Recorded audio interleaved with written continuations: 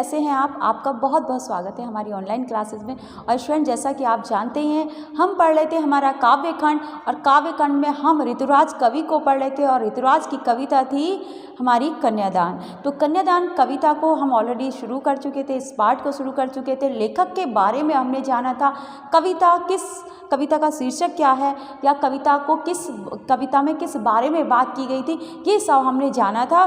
तो आज की वीडियो में हम जानेंगे कविता की व्याख्या। और कविता हम थोड़ी सी शुरू भी कर चुके थे, पर मैं आज आपको इसको फिर से शुरू से कविता की व्याख्या बताऊंगी। इसलिए मैंने बीच में रोक दिया था, क्योंकि मैं नहीं चाहती थी कि आपको बीच में थोड़ा भी भटकाव आ जाए या फिर गैप आ जाए, है ना। तो इस तरह से मैं नहीं चाहती थी, तो इसलिए मैंने इसको वहाँ पर स्टॉप कर दिया था। और आज हम शुरू करते हैं कविता। तो फटाफट से आप अपनी पेन पेंसिल जो भी है आप निकालिए, उसको लिखिए, नोट कीजिए। देखिए, कविता है हमारी। कितना प्रामाणिक था उसका दुख लड़की को दान में देते वक्त, जैसे वही उसकी अंतिम पूंजी हो। लड़की अभी सयानी नहीं थी, अभी इतनी भोली सरल थी कि उसे सुख का आभास तो होता था, लेकिन दुख बाँचना नहीं आता था। पाठिका थी वह धुंधले प्रकाश की, कुछ तुकों और कुछ लयबद्ध पंक्तियों की। इसमें कुछ कठिन शब्द आए थे, मैंने पहले भी उनके अर्थ बताए हैं, लेकिन फिर से मैं आपको एक बार और इसके अर्थ बता देती हूँ। जैसे मैंने बताया था आपको, शब्द है प्रामाणिक, यानी कि प्रमाण द्वारा सिद्ध किया हुआ, या फिर इसका अर्थ ये भी हो सकता है कि बिल्कुल ठीक, सर्वथा ठीक। ठीक है। फिर है आभास मैंने बताया था। झलक है ना, झलक है, जैसे कि किसी भी चीज़ का आभास हमें पहले से हो जाता है, थोड़ी सी झलक मिल जाती है ना, वो झलक। बाँचना मैंने बताया था, बाँचना का अर्थ है पढ़ना। पाठिका पढ़ने वाली। लयबद्ध सुरयुक्त, है ना। लयबद्ध का क्या है? सुर वाला। मैंने जैसे आपको पिछले वीडियो में बताया था कि किस तरह से सुर होते हैं, वो बताया था। ठीक है। अब कविता है कि कितना प्रामाणिक था उसका दुख लड़की को दान में देते वक्त। इस कविता में कवि कहता है कि लड़की के विवाह के पश्चात कन्यादान करते हुए, है ना, लड़की का विवाह हुआ, उसकी कुछ रस्में हो गई, और फिर अब कन्यादान का समय है। उस समय माँ का दुख कितना वास्तविक था, कितना प्रामाणिक था उस माँ का दुख। उसका दुख ऐसा था जैसे वह अपने जन्म भर की पूंजी, अपनी अंतिम पूंजी दान में दे रही हो। ऐसा माँ को आभास हो रहा था अपनी बेटी का कन्यादान करते हुए। भाव यह है कि बेटी माँ के सबसे निकट होती है। भाव क्या है इसका? अर्थात बेटी जो है माँ के सबसे अधिक निकट और उसके सुख दुख की साथी होती है। बेटी सबसे अधिक माँ के निकट और उसके सुख दुख की साथी होने के कारण उसकी आखिरी पूंजी के समान है। माँ के सबसे निकट होती है उसकी बेटी, और इसीलिए उस बेटी को माँ की आखिरी पूंजी कहा गया है। ठीक है। और कन्यादान के समय माँ ऐसा अनुभव कर रही है जैसे इसके जाने के बाद तो मैं एकदम अकेली हो जाऊंगी। तो समझ में आ रहा है आपको? कितना प्रामाणिक था उसका दुख लड़की को दान में देते वक्त, जैसे वही उसकी अंतिम पूंजी हो। ठीक है। अब यहाँ पर क्या कवि कहता है कि लड़की के विवाह के पश्चात कन्यादान करते समय माँ का दुख इतना वास्तविक है जैसे उसकी वह अपनी अंतिम पूंजी दान में दे रही हो। और इसका अर्थ यह है, इसका भाव यह है कि बेटी माँ के सबसे अधिक निकट होती है और उसके सुख दुख की साथी भी होती है। ठीक है। इस कारण उसकी आखिरी पूंजी, अर्थात इस कारण उसकी माँ की आखिरी पूंजी के समान बेटी होती है। और कन्यादान के समय उस माँ को ऐसा लग रहा है जैसे इसके चले जाने पर, बेटी के उसकी चले जाने के बाद तो मैं एकदम अकेली हो जाऊंगी। किससे मैं अपने सुख दुख की बातें कहूँगी, किससे मैं अपने मन का दुख बांटूंगी, ऐसा माँ को लग रहा है। लड़की अभी सयानी नहीं थी, अभी इतनी भोली सरल थी कि उसे सुख का आभास तो होता था। अब लड़की अभी दुनियादारी की समझ नहीं थी लड़की को। लड़की क्या थी? अभी सयानी नहीं थी। लड़की अभी सयानी नहीं थी, मतलब लड़की अभी छोटी थी, ज़्यादा उम्र उसकी नहीं थी। ऐसा माँ को लगता था कि लड़की अभी दुनियादारी की समझ लड़की में नहीं थी, लड़की को अभी दुनियादारी की समझ नहीं थी। अभी इतनी भोली सरल थी, वह अभी इतनी भोली और सरल थी कि उसे सुख का आभास तो था, लेकिन दुख पड़ना उसे नहीं आता था। देखो, अभी इतनी भोली सरल थी कि उसे सुख का आभास तो होता था, लेकिन दुख बाँचना नहीं आता था। माँ कहती हैं, माँ को ऐसा लगता है कि लड़की को अभी दुनियादारी की समझ नहीं है, वह इतनी भोली और सरल है कि उसे सुख का आभास तो होता है, उसे सुखों की बात तो समझ में आती है, सुख में रहना तो वो जानती है, लेकिन दुख बाँचना उसे नहीं आता। अर्थात दुख बाँचने से क्या मतलब है कि दुख पड़ना उसे नहीं आता, अर्थात दुखों को झेलने का अनुभव उसके पास नहीं है, ऐसा माँ को लगता है। पाठिका थी वह धुंधले प्रकाश की, कुछ तुकों और कुछ लयबद्ध पंक्तियों की। अब माँ आगे लिखती हैं, आगे माँ के दुख को कवि ने वर्णन किया है। क्या वर्णन किया है माँ के दुख का कि वह तो धुंधले प्रकाश की, कुछ तुकों और कुछ लयबद्ध पंक्तियों की ही पाठिका है। कैसी है वो? कुछ तुकों और कुछ लयबद्ध पंक्तियों की। इससे क्या मतलब है? कुछ तुकों और कुछ लयबद्ध पंक्तियों से मतलब है कि अर्थात लड़की में बहुत सीधापन है। लड़की, मेरी जो बेटी है जिसका विवाह हो रहा है, जिसका वो कन्यादान कर रही हैं, वो बहुत सीधी है। अभी वो कहती हैं लड़की, अर्थात क्या मतलब है कि पाठिका थी वह धुंधले प्रकाश की, कुछ तुकों और कुछ लयबद्ध पंक्तियों की, अर्थात लड़की में बहुत सीधापन था। अपने घर में उसे सुख ही सुख मिला था, इस कारण दुखों का और जीवन में जो संघर्ष होता है इससे वह अनजान थी। क्या था? अर्थात क्या है कि लड़की में बहुत सीधापन था और अपने घर में उसे सुख ही सुख मिला था, इस कारण वह जीवन में दुखों और संघर्षों से अनजान थी। जीवन के दुखों और संघर्षों से वो अनजान थी, उसे नहीं पता था, क्योंकि हर माता पिता अपनी बेटियों को इसी तरह से रखते हैं कि उसको कोई भी कष्ट ना हो, कोई भी दुख ना हो। तो इसी तरह से उस माँ की वो बेटी थी जिसके बारे में कवि ने यहाँ पर लिखा था। तो माँ को उसके कन्यादान करते समय ये चिंता हो रही थी कि मेरी अंतिम पूंजी चली जाएगी, मेरी बेटी तो अभी छोटी है, अभी सयानी नहीं हुई, उतनी बड़ी नहीं है, वो बड़ी सीधी है, सरल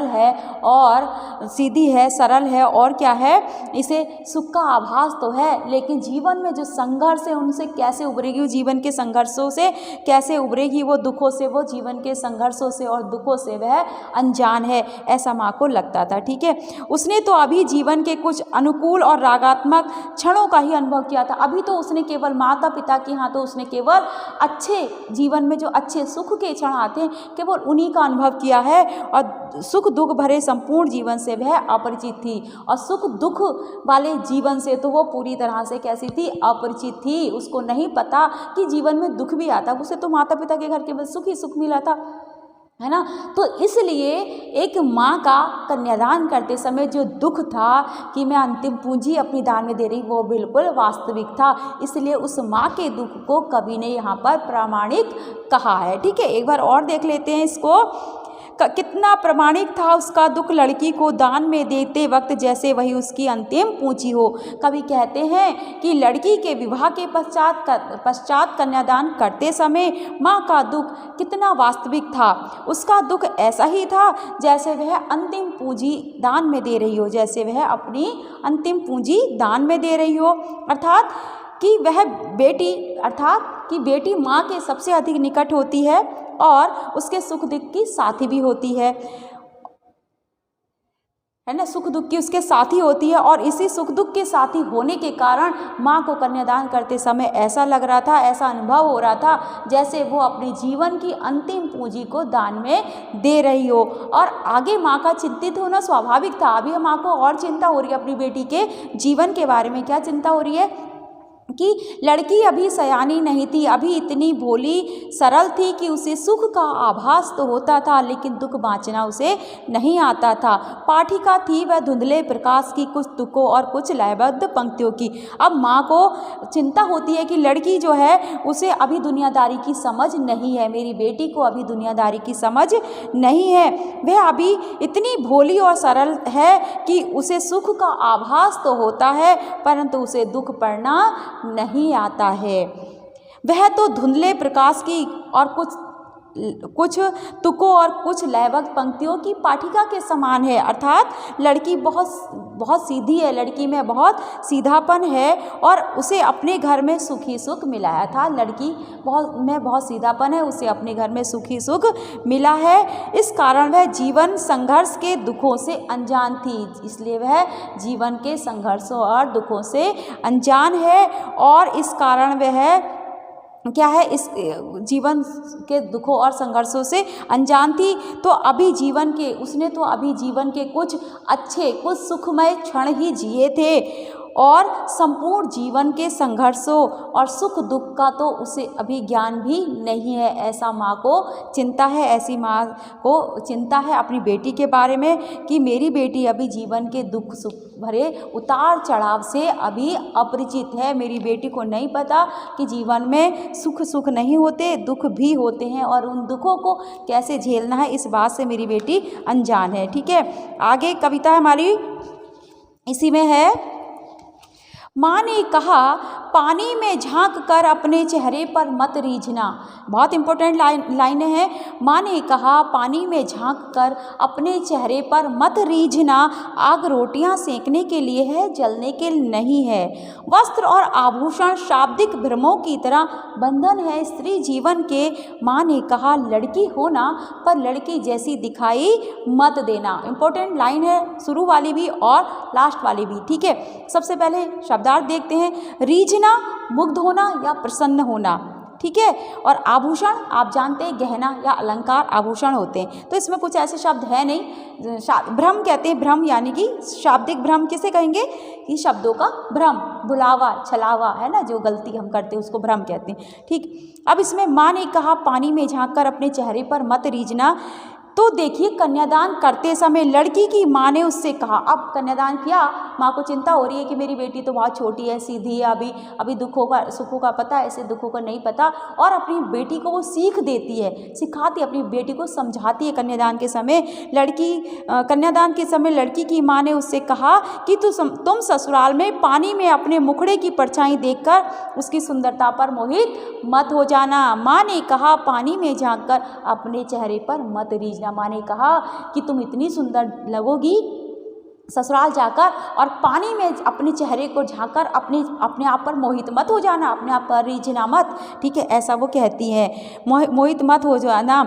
आग तो रोटियां सेकने के लिए होती है, जलने के लिए नहीं होती, है ना। आग किस लिए होती है? रोटियां सेकने के लिए, जलने के लिए नहीं होती। कपड़े और गहने नारी जीवन के लिए बंधन स्वरूप होते हैं, और जो कपड़े और गहने तुम्हारे लिए शादी में लाए गए हैं और या फिर जिनका तुम जीवन में प्रयोग करोगी, यही कपड़े और गहने स्त्री जीवन के बंधन होते हैं, उन्हीं में बंध कर वो रह जाती है। जिस प्रकार शब्दों के भ्रम मनुष्य को बांध लेते हैं, उसी प्रकार कपड़े और गहने एक स्त्री को बंधन में बांध देते हैं। जिस तरह से शब्दों के भ्रम यानी कि लोग तरह तरह की बातें बनाकर आपको अपने फेवर में कर लेते हैं, उसी तरह से बांध लेते हैं। ठीक है, ये तो हुआ शाब्दिक अर्थ। अब देखो इसका विशेष अर्थ क्या है ना। विशेष अर्थ है कि स्त्री की जो सुंदरता और जो भाव ये है कि स्त्री की सुंदरता और कोमलता उसे आत्मसंतुष्टि तो देती है। देखो उन्होंने कहा था कि माँ ने कहा पानी में झांककर अपने चेहरे पर मत रीझना। उन्होंने कहा कि ससुराल जाकर पानी में अपने मुख को देखकर मत रीझ जाना।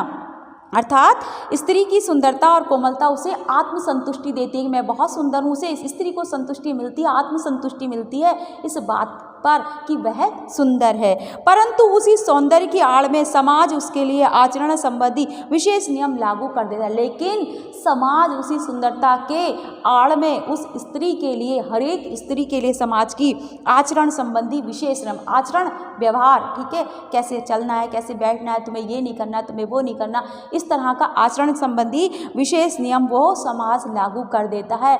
किसके पीछे? तुम्हें शाब्दिक भ्रम में वो फंसाता है, बातें बनाता है, तुम्हें ये करना चाहिए, नहीं करना चाहिए, तुम प्रभावित हो गए और तुम्हें आत्मसंतुष्टि है कि तुम बहुत सुंदर हो, तुम यहाँ मत जाना, तुम ऐसा मत करना। समझ रहे हो? तो इस तरह से वो समाज क्या करता है, आचरण संबंधी विशेष नियम लागू कर देता है। उसे आदर्श का नाम देते हुए नारी पर अनेक प्रतिबंध लगा दिए जाते हैं और कहा जाता है कि एक स्त्री को तो आदर्श होना चाहिए, आदर्श बनना है तुम्हें, तो उसका आदर्श बनना है, तुम तो बहुत अच्छी हो। आपने देखा होगा समाज में, परिवार में एक दो बहुएं अगर होती हैं तो कहेंगे ये तो बहुत अच्छी है, ये तो बहुत अच्छी है, ये तो बहुत अच्छी है। उसकी आड़ में ये तो पूरे दिन काम करती है, ये तो हमारा ध्यान रखती है, जबकि वो काम करते करते चाहे वो थक जाए, है ना, उसको अपने लिए फुर्सत ना हो, उसको टाइम ना हो, लेकिन वो आदर्श बने रहने की आड़ में ना, उस आदर्श का झंडा लेकर चलने की आड़ में उसका शोषण हो रहा होता है, कहीं ना कहीं परिवार के लोग, समाज के लोग उसका शोषण कर रहे होते हैं। तो ठीक है, आप समझे यहाँ पर कि भाव क्या है इस कविता का, कि स्त्री की सुंदरता और कोमलता उसे आत्मसंतुष्टि तो देती है, परंतु उसी सौंदर्य की आड़ में समाज उसके लिए आचरण संबंधी विशेष नियम लागू कर देता है और आदर्श के नाम और उसी नियमों को, उन्हीं नियमों को, विशेष नियमों को आदर्श का नाम देते हुए नारी पर अनेक प्रतिबंध भी वो लगा देता है। यानी कि समाज के द्वारा उसी आदर्श नारी का जो कैरेक्टर उन्होंने बना रखा है काल्पनिक, उसी के पीछे उस पर अनेक प्रतिबंध लगा दिए जाते हैं। इस प्रकार लुभावनी शब्दों द्वारा भ्रमित करके स्त्री को बंधन में बांध दिया जाता है ना। क्या लिखा था कि वस्त्र और आभूषण शाब्दिक भ्रमों की तरह बंधन है स्त्री जीवन के। उन शब्दों के भ्रम में कि तुम तो बहुत अच्छी हो, तुम तो आदर्श हो, पूरा दिन काम करती हो, इतनी अच्छी हो करके उसे पूरा दिन बैल की तरह काम कराते जाएंगे, कुछ भी किसी भी तरह से आप मान लीजिए, और फिर यही आदर्श होना उसके लिए बंधन का कारण हो जाता है ना। शाब्दिक भ्रम में औरत फंस जाती है, कोई भी स्त्री फंस जाती है। ठीक है, इस प्रकार लुभावनी शब्दों द्वारा भ्रमित करके स्त्री को बंधन में बांध दिया जाता है। सुंदर कपड़े और गहने जैसी, है ना। अब आप देखो, आपने अपने घरों में भी देखा होगा कि माँ होती है ना आपकी, वो कितनी थकी होंगी, बुखार में भी होंगी, कैसे भी होंगी, एक तरह तो उनका आत्मसंतुष्टि तो ठीक है कि अपने कर्तव्यों का पालन वो करें, लेकिन अगर उनको ज़रूरत है आराम की तो उनसे कहीं आपने देखा, कहीं नहीं, हर घर में आपने देखा, तुम तो स्त्री हो, तुमको तो ये करना ही पड़ेगा, तुम किस लिए आई हो, या इस तरह के शब्द आपने सुने होंगे। तो वही सब क्या है, वही शब्द यहाँ पर हैं भ्रम की तरह, है ना। आदर्श बनाने की आड़ में उस पर प्रतिबंध लगा दिए गए हैं, उसका शोषण किया जा रहा है, किसका, एक स्त्री का। और सुंदर कपड़े और गहने जैसी सजावटी वस्तुएं वास्तव में स्त्री के लिए कैसी हैं, जीवन में बंधन का काम करती हैं। सुंदर कपड़े, गहने, उन सब की आड़ में ये क्या किया जाता है, स्त्री पर बंधन लगा दिए जाते हैं। ये सब स्त्री के जीवन में बंधन का काम ही करते हैं। माँ आग का उदाहरण देती है, कहती है आग रोटियां सेकने के लिए होती है, जलने के लिए नहीं। अब क्या होता है, माँ आग का उदाहरण देती हुई इसलिए कहती है, अपनी बेटी को समझाती है कि आग होती है ना, आग देखने में आकर्षक होती है, परंतु रोटी सेकने के लिए सही है। आग आकर्षक तो होती है देखने में, है ना, और परंतु यह रोटी सेकने के लिए ही होती है ना, इसी के लिए वो उपयोगी है आग रोटी सेकने के लिए। यदि वही आग हमें जलाने लगे, यानी कि जो सुंदरता है या आदर्शता है वो उतनी हद तक ठीक है जहाँ तक हमारी उन्नति हो रही हो, किसी स्त्री की उन्नति हो रही हो, और वो उससे आगे अगर वो बढ़ रही है ना, तो वो आग, वो सुंदरता, वो बंधन, वो आभूषण, वो गहने, वो हमको जला रहे होते हैं, कहीं ना कहीं हमें जीवन में पीछे ले जा रहे होते हैं। ठीक है, तो माँ कहती है कि आग रोटियां सेकने के लिए होती है ना, इसी के लिए वो उपयोगी है, और यदि वही आग हमें जलाने लगे तो वह हमारे लिए हानिकारक है। इस प्रकार सौंदर्य और कोमलता यदि स्त्री की गरिमा को और महत्ता दें, है ना, इसीलिए अगर सुंदरता और गहने और कपड़े ये सारी उसकी, है ना, स्त्री की कोमलता को यदि गरिमा दें तो तभी उसकी उपयोगिता है। यदि स्त्री को गरिमा प्रदान कर रहे हैं ये कपड़े, ये आभूषण, ये सुंदरता, ये कोमलता गरिमा दें तब तो ये उपयोगी है। और यदि वही चीज़ें, यही आभूषण, गहने, ये, है ना, ये कोमलता उसके लिए अगर बंधन बन जाए ना, तो उसके लिए ऐसी चीज़ें निरर्थक हैं, किसी भी स्त्री के लिए ऐसी चीज़ें निरर्थक हैं। ऐसी सुंदरता पाकर प्रसन्न होना मूर्खता है, इसलिए वो अपनी बेटी से कहती है कि तुम आभूषण, गहने जो भी है पहनो, अपनी सुंदरता पर रीझना भी, लेकिन उसी के पीछे अगर तुम्हारा शोषण हो रहा हो तो तुम उसके खिलाफ आवाज़ उठाना, ऐसा माँ का कहना है। माँ अपनी बेटी से कहती है कि तुम लड़की होते हुए भी लड़की जैसी मत दिखाई देना, लड़की तो रहना, है ना। अर्थात क्या है, स्त्री सुलभ सौंदर्य और कोमलता की स्वामिनी होते हुए भी तुम स्त्री सुलभ जो गुण है वो तुम्हारे अंदर रहने चाहिए, कोमलता रहनी चाहिए, लेकिन अगर, है ना, तो क्या होना चाहिए कि कोमलता की स्वामिनी होते हुए भी तुम दुर्बलता प्रकट मत करना, लेकिन उसके पीछे तुम दुर्बल मत हो जाना, मन से दुर्बल मत हो जाना।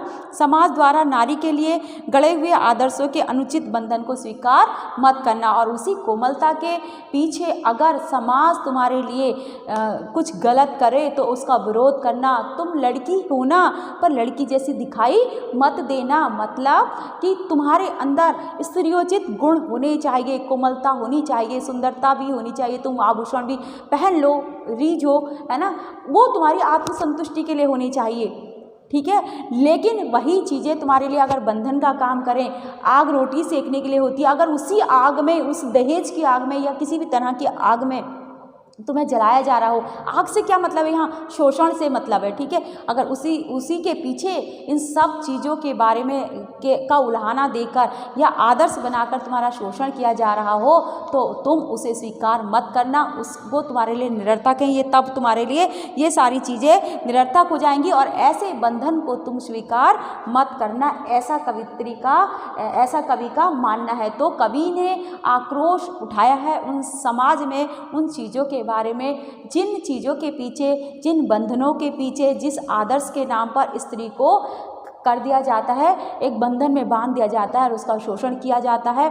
इसीलिए एक माँ जब अपनी बेटी का कन्यादान करती है तो वो इसीलिए चिंतित होती है क्योंकि उसके लिए उसकी बेटी जीवन की अंतिम पूंजी है और साथ ही वो चिंतित भी होती है उसके जीवन के बारे में कि भाई मैंने तो हर दुख से अपनी बेटी को बचा कर रखा है, लेकिन जब वो दूसरे के घर जाएगी तो फिर उसको दुख सुख सब झेलना पड़ेगा। इस तरह का स्नेह, इस तरह का प्यार जो उसे माता पिता के घर मिलता है, ऐसा उसको नहीं मिल पाएगा।